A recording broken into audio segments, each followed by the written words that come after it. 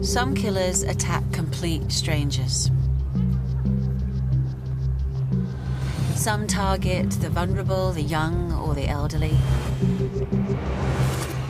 And some prey on people that they know. There are killers who are inspired by money or by revenge, by sexual deviancy, by hatred. There are opportunists and there are meticulous planners. But what unites these men and women is one simple trait, and it's the most terrifying thing of all. They live amongst us. In our towns, on our streets, in our houses. They're just like the rest of us, but capable of evil. And they could be anywhere. Welcome to Murdertown.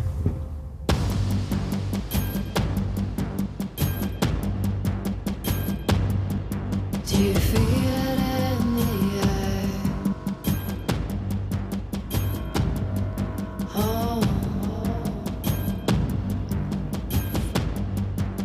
Something wicked this way comes. Something wicked this way comes. Something wicked this way comes.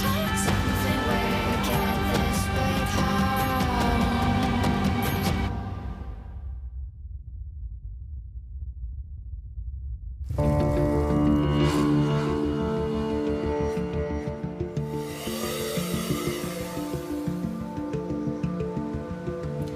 Every town in the UK has an underbelly of violence.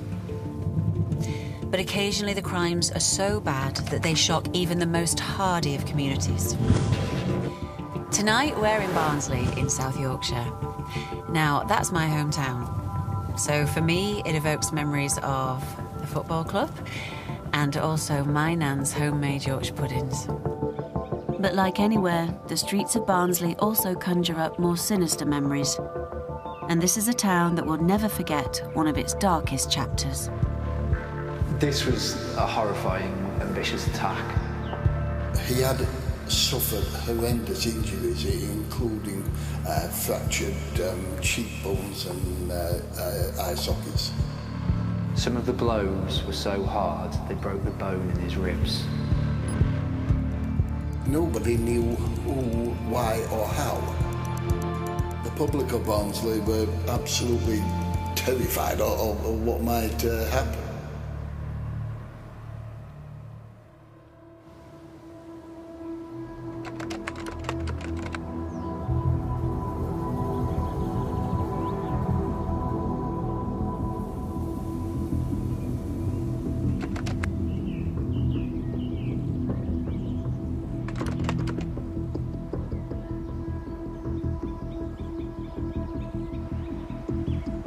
I was dropped off by my work colleague on Onewell High Street.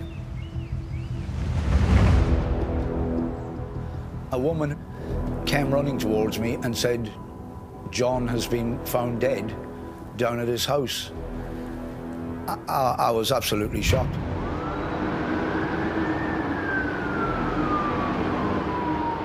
The dead man was John Gogarty, a 69-year-old Irishman who lived in the town. His best friend was Joe. I immediately made a beeline for the property. There was a police cordon in place. I got past the police cordon and got to talk to his son. I asked him what had happened. He said, "There's a lot of blood, Joe." The killer had used extreme violence. Gogarty had been stabbed 69 times in an attack that would have taken several minutes. It was a very brutal murder. That it started at the front door very viciously. It continued in its brutality to the point that I believe almost 70 stab wounds to the man and some of his ribs broken. So it sounds like it was a pretty brutal attack.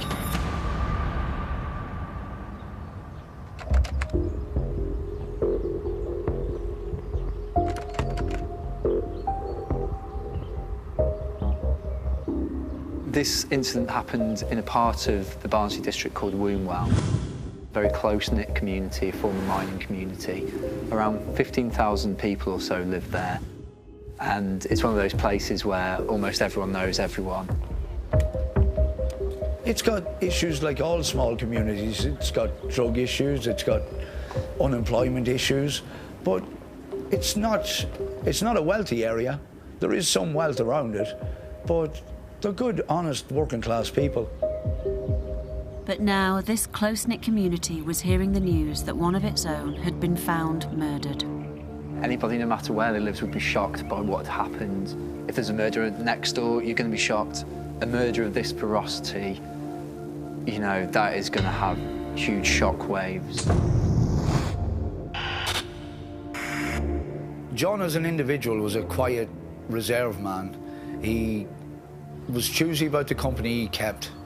He wasn't loud or brash or anything like that. I think John found it pretty tough to trust people. He was very guarded. I believe it stemmed from an incident that he had where he was robbed in his own house, where jewellery was taken from him. He'd been attacked a few years before this happened in a completely unrelated incident, but it had put him basically in a position where he was concerned about his security. In fact, John was so concerned that he never opened his front door. When I would be going to meet him at his house, he would always ask me to ring and hang up when I was about a minute away from the house, so he could move towards the front door. But even when I got to the front door and knocked, he would first ask me to identify myself. I think it stayed in his mind a long time that he'd been robbed on his own property. But now it seemed that John had been attacked again in his house, and this time he hadn't survived. The community was struggling to cope with the news. People were worried. You know, a brutal murder has happened and the murderer's out there somewhere, and so it leaves the community, I guess, feeling vulnerable, including myself. A killer was on the loose, and Barnsley was in fear. But no one quite expected what was about to come. I collapsed on the settee, and I cried like a baby.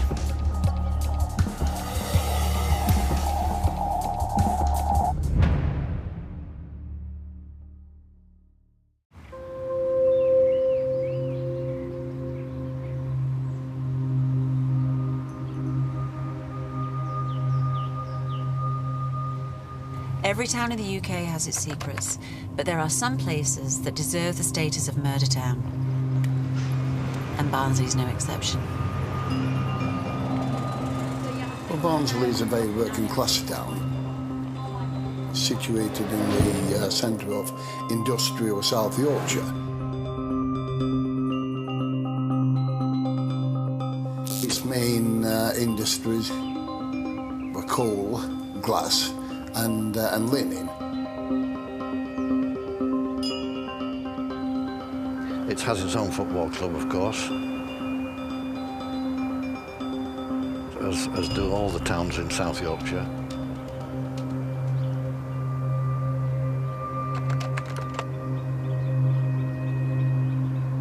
A magnificent town hall as well, and it's a very proud place.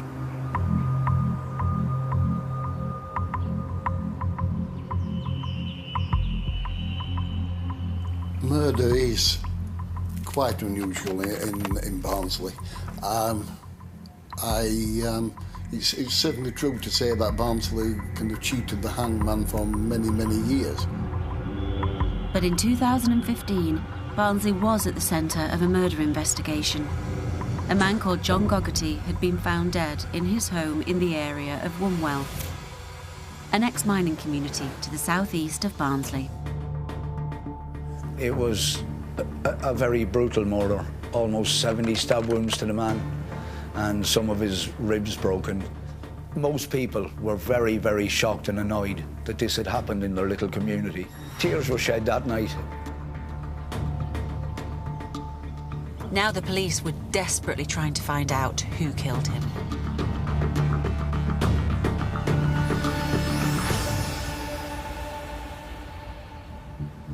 This is the street where John Gogarty lived. and where he was killed.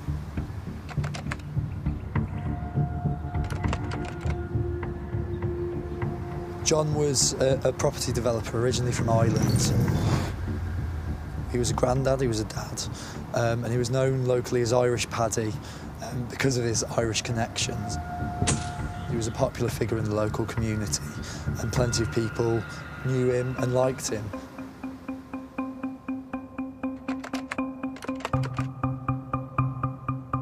I got to know John. We sort of got a bit of banter going because two Irishmen in a small South Yorkshire town, it was nice. John as a person was a really good businessman, but he didn't seem to be socially comfortable at times, and sometimes the company he kept just wasn't the sort of company I'd keep. When he was drinking, he sometimes would flash the cash, and it could be quite a wad of money. He always said he liked to have a certain amount of money on him. I tried to often tell him, please, don't pull out wads of cash in front of people. It's only laying temptation where it shouldn't be laid. He was surrounding himself with wrong ones who were just parasites who just wanted of him and had nothing to give in return. And they were socialising with other wrong ones who I knew could be maybe even worse than that. That was the sort of lowlives that were hanging in the shadows.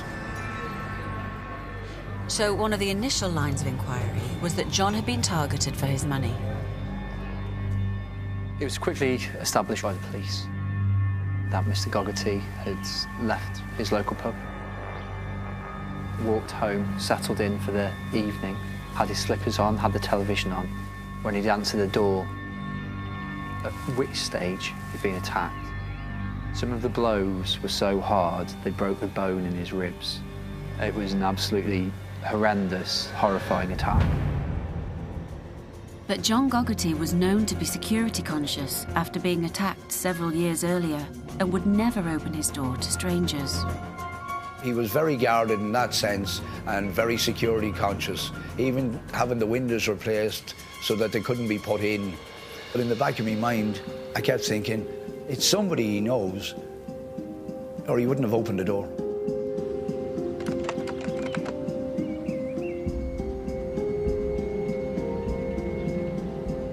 I was lying in bed at 5:30 in the morning. There was a knock on the front door. I looked out the window. There was two gentlemen in suits. They said, police, come down, please. They asked me to identify myself. I told them my name, and all hell broke loose. Uniformed officers came from everywhere. I was grabbed and told I was being arrested on the suspicion of the murder of John Gogarty.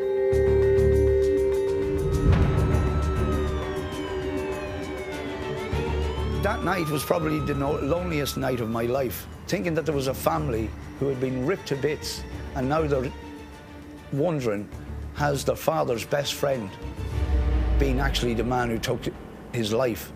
Police had learned that in the days before John's death, he and Joe had had an argument. John and I had fallen out over triviality.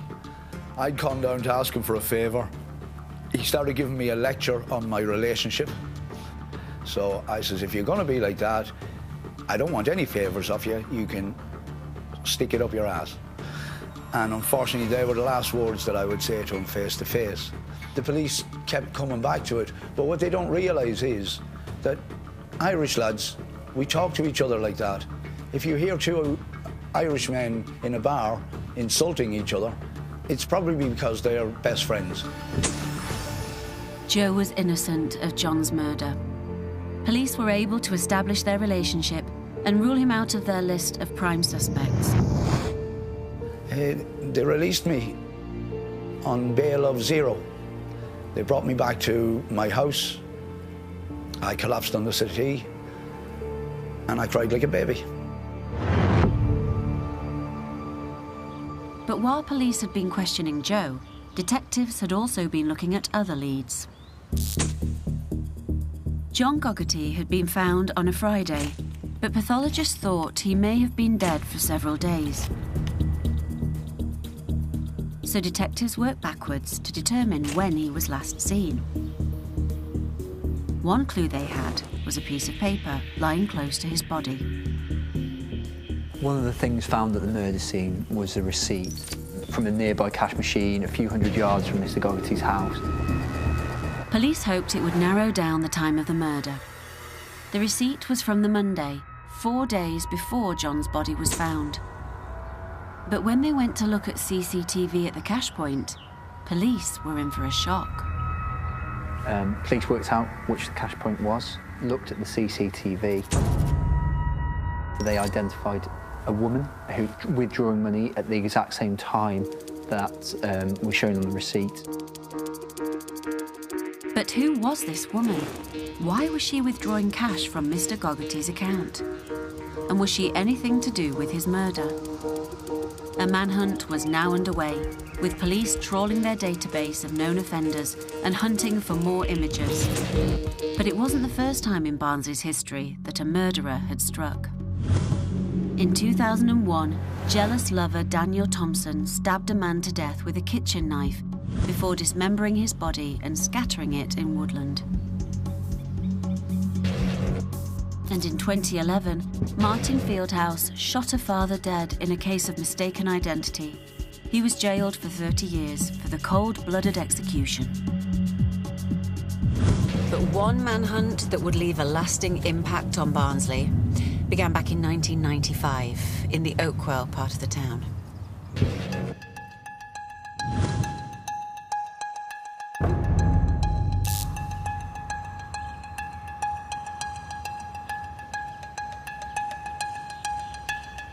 I was the head of CID in South Yorkshire Police.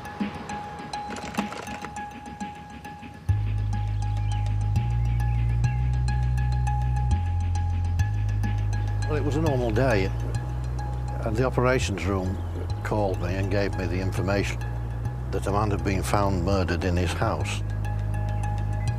I then travelled to Barnsley to make the arrangements to investigate the crime.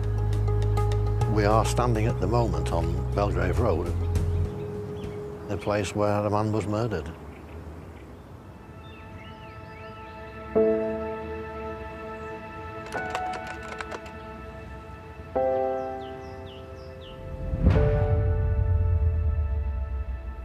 Morris, he was a quiet, well-spoken, well-dressed. He'd been a hard-working man, employed by the local brewery for most of his life. He was quiet, but he did enjoy a drink. Just a social drink out, out with friends. He was certainly not the person you would expect to meet the death that he did. Morris's body had been found in his home, just a stone's throw from the city centre. But it's part of a normal residential area, just a short while away from the Barnsley Football Club. Maurice Hoyle was a fanatical Barnsley football supporter. Police officers at the scene could immediately tell that whoever had killed Morris had used extreme violence in what appeared to be a sustained attack. We soon learned that he'd been hit with a whiskey bottle and then that he'd been subjected to kicks and stamping to his head and face. He had suffered horrendous injuries, including fractured cheekbones and eye sockets. Maurice Hoyle actually died as a result of his dentures being broken and lodging in his throat and restricting the airway.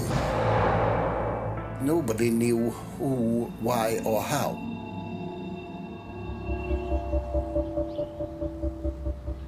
This type of crime always causes concern in the community. People are shocked at the fact that somebody has been murdered within close range to where they live, and it makes them afraid for their own safety. Now the town of Barnsley was about to realise that there was a killer in its midst. Cops feared that if he wasn't caught soon, he could kill again.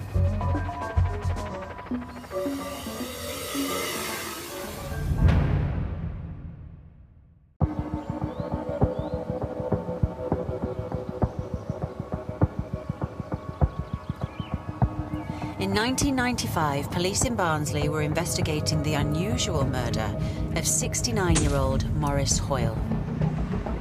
He'd been found dead in his own home, having been savagely beaten.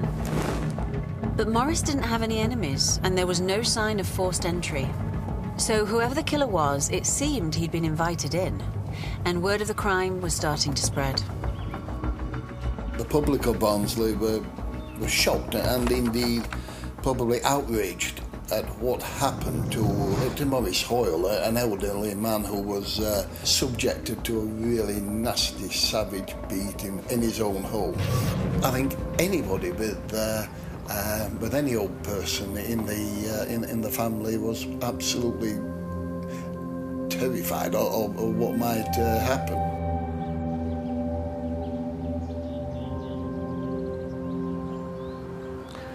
Murder is a very rare event. Makes the local community quite afraid for their own safety and for the safety of the families. So it's important that we make sure that not only is our investigation at detecting the crime, but it's also about reassuring the community.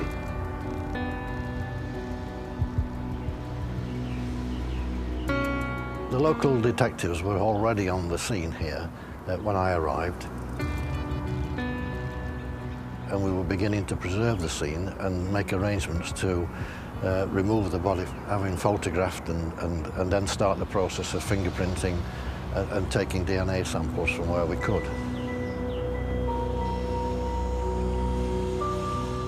When you enter a crime scene of this sort, you start to form in your mind an idea of what sort of offender has committed the crime, and in particular what sort of weapons have been used, and where the offender might have been and what the offender might have touched and why the offender would be in the house.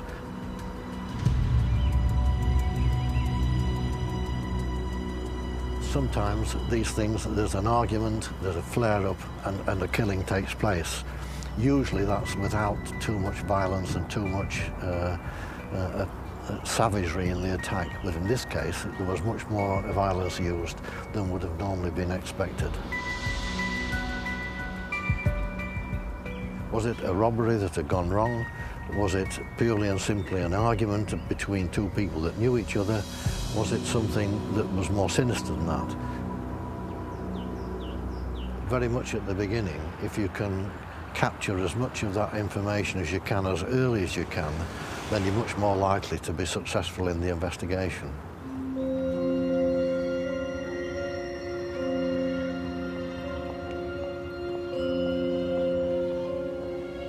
The concern was right from the start that there was no allegation of forced entry. It appeared that Maurice Hoyle might have opened the door to his attacker. So you start to establish links with people that would have lawful access to the house, people that might have visited the house, to pull together a picture of where your lines of inquiry were going to take you. But in this case, there was little to go on.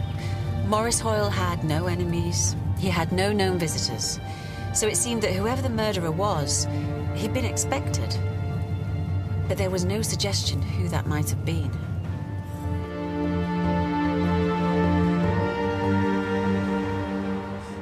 A lot of people living in this particular area wouldn't be averse to leaving the doors open. It was a small location where people would know each other and make use of being able to pop into each other's houses from time to time. The old adage is that an Englishman's home should be his castle. It certainly wasn't for Maurice Hoyle.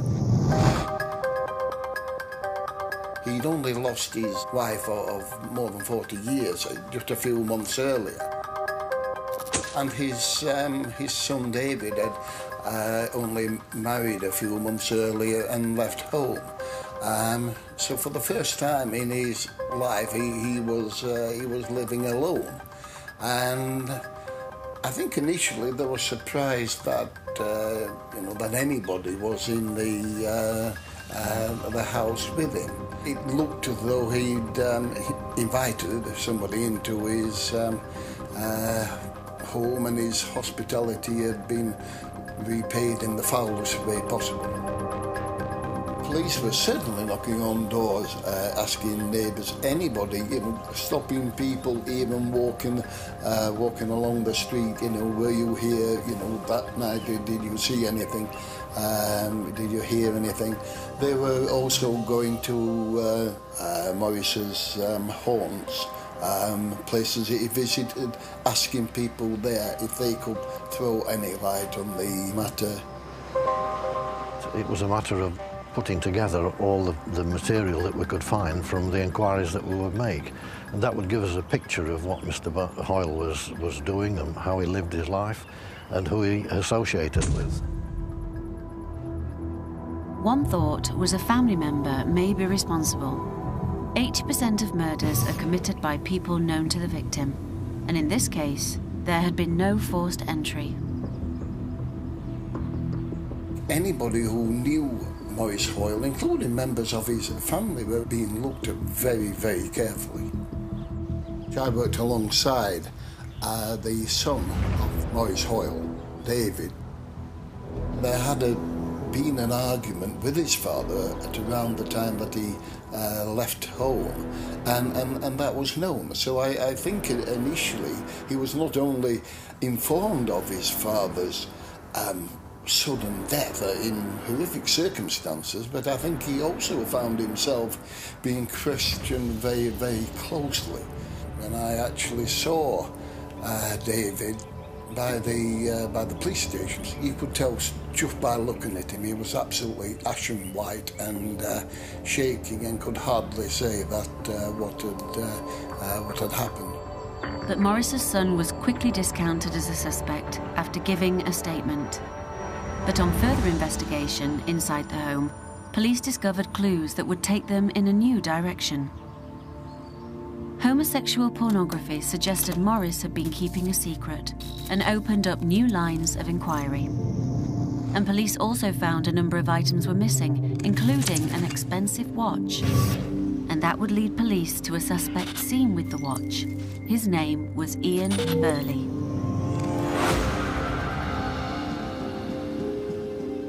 Ian Birley became a suspect because of things that he tried to sell. Items from the house, including a watch. In 1995, I think it was that era of no employment, no hope. Ian Birley, he was down and out, without money and without fixed address. Indeed, Birley was known to sleep on the streets, often in the Oakwell area, and he was a drug addict. Now he was in possession of items, possibly from Morris's house. So detectives decided to pull Ian Birley in for questioning.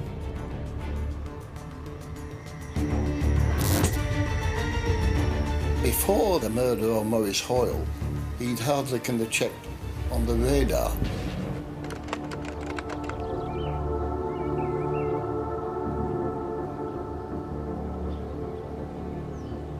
Maurice Hoyle had just been out for a normal evening out. I understand that he had visited Barnsley's Trades Club, and either there or perhaps more likely on the way home in the Oakwell area of Barnsley, he had encountered Ian Birley, and they'd got chatting and invited Birley into his home.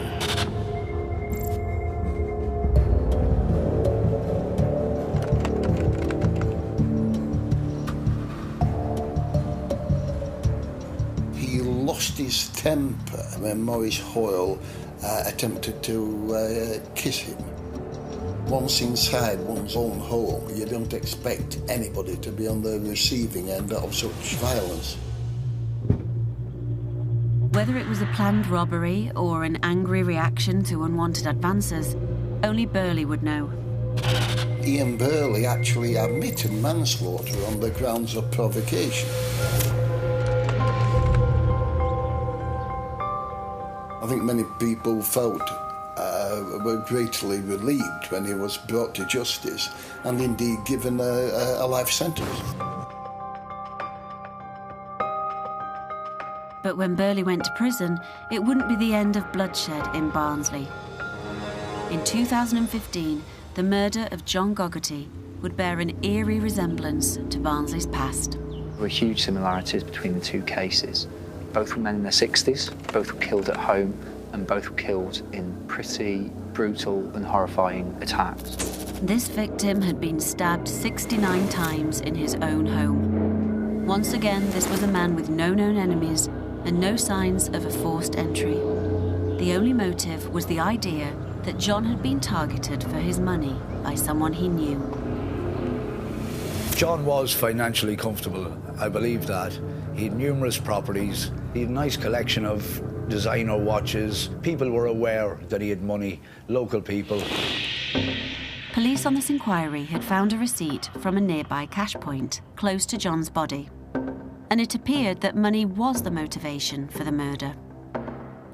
The police released CCTV footage showing a young woman in a hoodie with a baseball cap wrapped up using the cash machine and withdrawing £500 from John Gogarty's account. As it happens, this led to the public identifying this person, Helen Nichols. Helen Nichols was a drug user. She had been involved in crime, but it was more minor things like shoplifting. She'd never been involved in anything of this nature. Detectives learned that Nichols lived close to John Gogarty, and she'd used his bank card to withdraw cash. But cops then learned that Nichols had a boyfriend, a man with previous convictions for murder, a man called Ian Birley.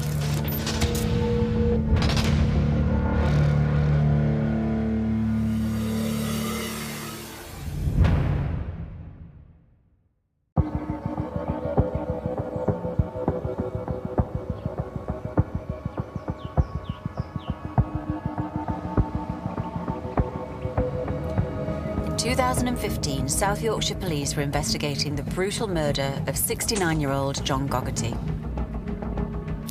They've identified local drug user Helen Nichols from CCTV and connected her to Ian Birley, a man who had previously killed Maurice Hoyle and was now out of prison on parole.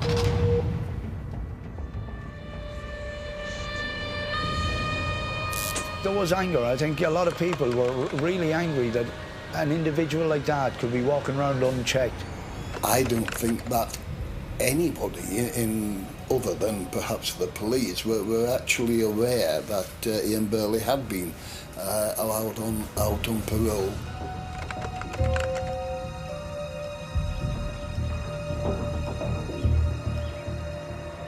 "5 weeks previously, he had interrupted a conversation I was having with a friend to ask me if I was a Celtic fan.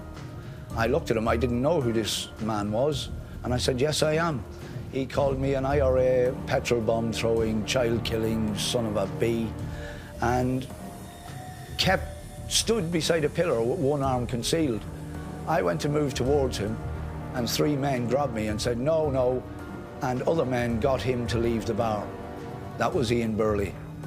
I now believe that Ian Birley was carrying a weapon when he interrupted the conversation, spoke to me, and tried to provoke me into action. I understand he was at liberty approximately 18 months before the murder of John Gogarty.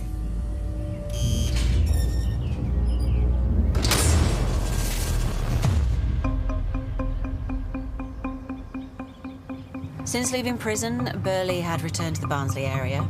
He'd got a girlfriend and a drugs habit. Now they were both in custody on suspicion of murder. And while he denied any involvement, she was making admissions.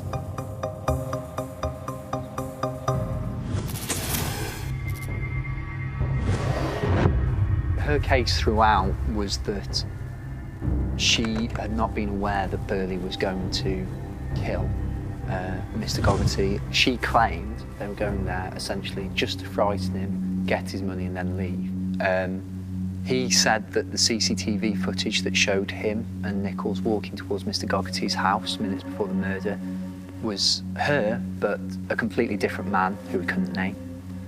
He was asked where he was at the time of the murder, and he gave this strange answer where he said, "I think I was at home waiting for Emmerdale to come on, but that can't be right as I didn't have a sofa at the time." And that was his answer. But it wouldn't be long before police had concrete evidence of what had happened. So 3 days after being arrested, Nichols took police to a key piece of evidence, which was the burnt out murder weapon and some clothing in some nearby woods, where Birley and herself had attempted to dispose of the evidence linking them to the crime. And when police dug a little further, they found out that Birley had a motive for the crime. It soon transpired that Birley owed a considerable drug debt of around £500 to a Sheffield drug dealer, and he was actually under incredible pressure to pay this money back. A burnt out cigarette had been posted through his letterbox with a petrol can left outside, so he was clearly in fear for his own safety. There was this considerable drugs connection in terms of motive. Mr. Gogarty was known in the local community both as a property developer but also as someone who did have a bit of money and would carry cash with him. And they thought essentially that he was an easy target and a likely source of money. Helen Nichols and Ian Birley came to Mr. Gogarty's house. They'd followed him from the pub. He'd got the television on, he'd got his slippers on. Mr. Gogarty had been stabbed initially, threatened. He'd handed over at that stage his PIN number and his card, and Helen Nichols had then gone to the local cash machine to withdraw money.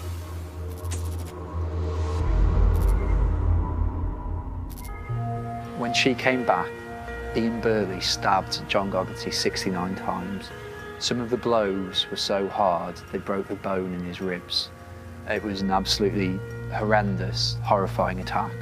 And they left him there in a fetal position to die. And not only left him there, they went through his house, stole money from his back pocket, stole money from his bedroom, stole a watch, took champagne from the fridge and left. It was callous, appalling act. When I found out after how brutal it had been, that again upset me quite a lot, you know. Because sometimes you think, gosh, if we hadn't had that little argument and we'd have been best buddies like we were, he may have been with me, or I may have been going down to him, and the opportunity wouldn't have arisen for Mr. Birley. The attempts by Birley and Nichols to cover their tracks were limited at best. There was so much evidence. Birley had said prior to the killing that Irish Paddy needed robbing. There was the receipt left at the scene. There was limited attempts to dispose of evidence, but a bloodstained T-shirt was found in the house. The bottle of champagne was found open in Birley's flat, indicating that they must have drunk from it and presumably celebrated what they'd just done. And when police visited the home of the Sheffield drug dealer, they found one of Mr. Gogarty's watches there, covered in blood from the murder.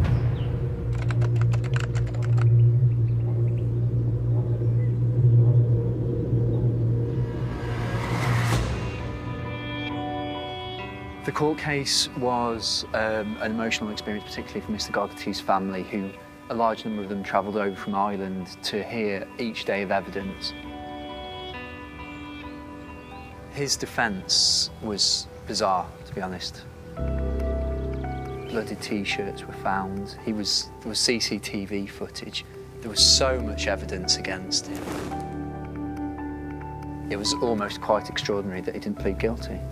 He maintained throughout basically a poker face and showed little to no emotion. The motive, while despicable, was simple. So it didn't take long for the case to be heard, and it certainly didn't take long for the jury to come back with their verdicts of guilty.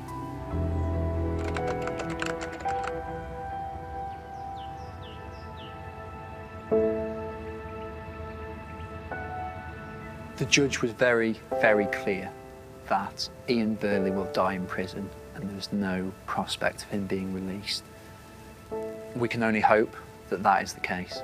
He's clearly not a person who should be at liberty. You just couldn't believe that he'd learnt nothing from his 18 years of incarceration. Ian Birley has taken 2 lives of 2 people who were living only a few miles away from each other in terms of where the murder scenes were. The family of Mr. Gogarty were extremely dignified throughout the trial. However, it was clear and completely understandable that they were angry and bemused, really, as to why Ian Birley had been let out of prison and then gone and done exactly, almost, what he'd done 20 years previously.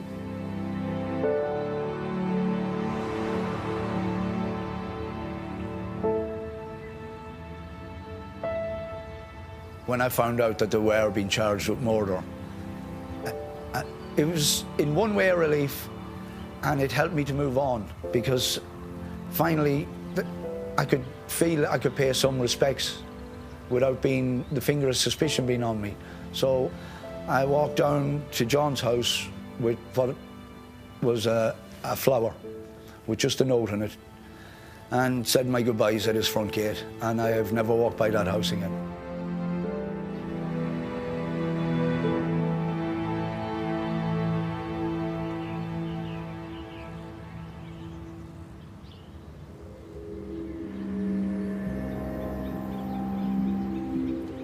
Having a killer in the community is bad enough, but in this case, Barnsley endured a killer who was able to strike twice more than 20 years apart.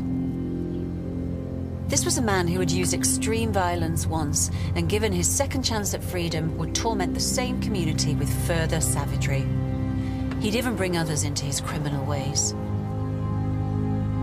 In Murdertown, it seems, even when a killer is locked up, you can't be sure that they won't strike again.